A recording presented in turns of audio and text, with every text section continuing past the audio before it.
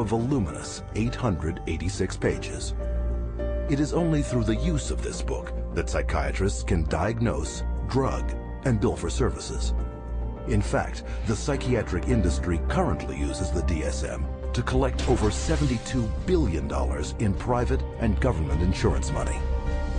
The DSM is used to diagnose and then give a label, and the label is used for billing purposes. That's how they get paid. You have to have a term in the Diagnostic and Statistical Manual in order to then call it a disease and treat it as a disease and write a prescription for it. And so because they can vote it in, they can create, and then the drug industry can just take over and market their drugs for those new disorders. And those drugs were welcomed by psychiatry leaders because it made us real doctors. Of course, first the public had to believe that there was something wrong with them, and that that thing wrong was biochemical, and that that could then be treated by a drug which was supposed to cure all. And so it was relatively easy, I think, to say, well, look, let's start looking at mental illness as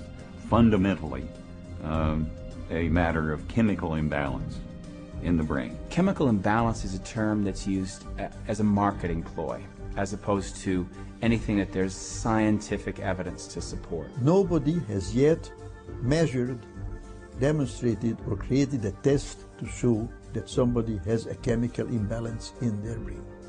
Period. How do you market a drug that restores the chemical balance or corrects a chemical imbalance? How can you do that in good conscience if you don't even know what one is? The whole myth of the chemical imbalance was created to sell drugs. And while psychiatrists and drug companies have used this myth to make billions moving vast quantities of psychotropic drugs into the bodies of unsuspecting consumers, the public has paid the ultimate price. An estimated half of all Americans who commit suicide are on psychotropic drugs. Annually, psychotropic drugs are estimated to kill more than 2.5 times more people than are killed by homicide. And who is entrusted with protecting the public against these dangerous psychotropic drugs? In the United States, it is the Food and Drug Administration, FDA, whose psychiatric drug advisory panels are dominated by psychiatrists who shuttle between the drug industry, academia, private practice, and government, the so-called revolving door. The revolving door at FDA is one of the primary reasons why the system that we have works so poorly. That revolving door is a direct result of the fact that a group of people with the same mindset are put into positions of being regulators and in the position of being formulators and sellers and marketers. The panels that are formed by the FDA to evaluate these drugs, the psychiatrists who are on those panels, almost all of them have conflicts of interest where they have directly or indirectly received funding from the very industry and the very parties within the industry whose drugs they are evaluating. So there's this tight little relationship between psychiatry, pharmaceutical industry, and FDA where they each mutually support each other, and yet the mental health of the population does not improve. Take, for example, the FDA Drug Evaluation Panel that approved the antidepressant Paxil.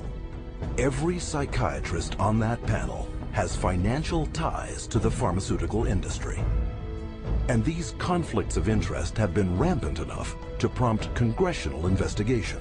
When I check these advisory committees who make recommendations to the FDA, and they're always approved after the advisory committee, I found that there were conflicts of interest. I found that many of the people on the advisory committees had never filed a proper report on stocks and bonds that they owned that might be viewed as a conflict of interest, and they're by law supposed to do that.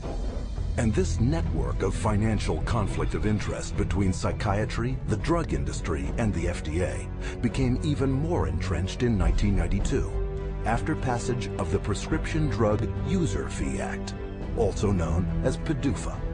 Through this bill, the FDA would be paid a fee of $100,000 per drug to ensure that psychotropic medications would be rushed through the approval process and into the hands of prescribers faster than ever.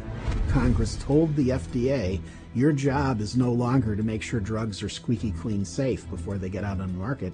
Your job now is to hurry up and get new drugs on the market faster. It acted to set the priorities of the FDA so that if there was a fee paid for a particular drug approval, it could be put on the fast track and rushed to market with less than the usual scrutiny that the FDA would give it.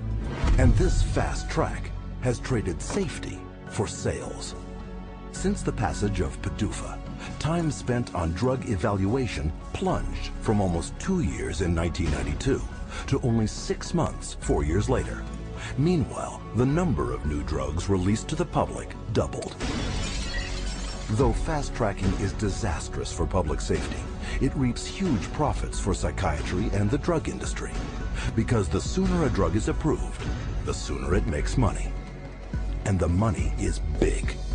Every day, the average psychotropic drug grosses over $7.7 million. One drug, Zyprexa, rakes in almost $12 million daily. And even though FDA now charges over $1 million per new drug application, the pharmaceutical fast track shows no signs of slowing.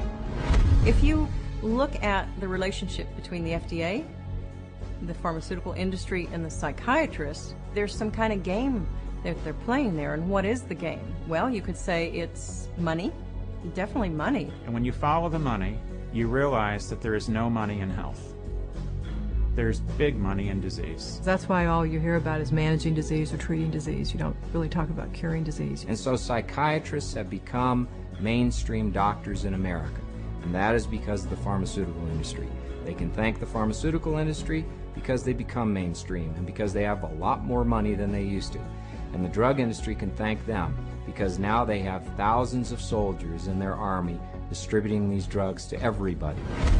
From the smallest infant to the oldest senior citizen, no one is immune from any of the hundreds of fictitious disorders invented by psychiatrists that fuel a multi-billion-dollar psychotropic drug industry. And every day, psychiatrists are casting their nets ever wider. And all it takes? Another psychiatric label.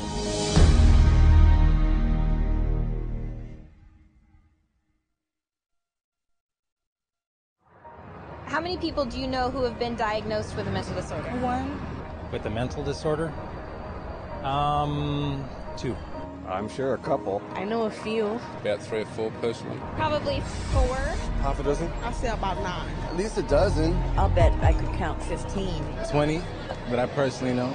My oldest son is diagnosed. My mother was diagnosed. Kid from my childhood. Your friend and ex-boyfriend. Just my grandfather and cousins. A friend of mine, friends. A sister, my neighbors. 2 friends, a girlfriend. At least 1 friend. My mother, all my friends, everybody I know.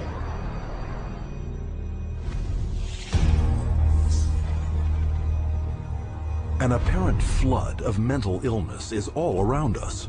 Where is this coming from? Psychiatrists, whose diagnostic and statistical manual can label anyone walking the earth today as mentally ill. Psychiatrists, I believe, they look at every human being and they divide humans into 2 classes, clients and potential clients. We see this no more prevalent in any field than in the field of the mental disorders, where one disease after another is invented and then popularized and the public is made to worry about it. It's a disease mongering. It's the selling of sickness. You know, sometimes it's a drug in search of a market, and it's giving public awareness to minor conditions with the ultimate goal is to sell more medications. It's not caring for people. When you run out of symptoms, you don't have any more clientele to market to. So you have to invent disease. And with psychiatric medications, you can invent diseases all day long. Look at human variation. Everyday things like shyness, sadness, or even situational depressions like grieving, postpartum depression, they all become studied, and prescriptions start to get written for these drugs.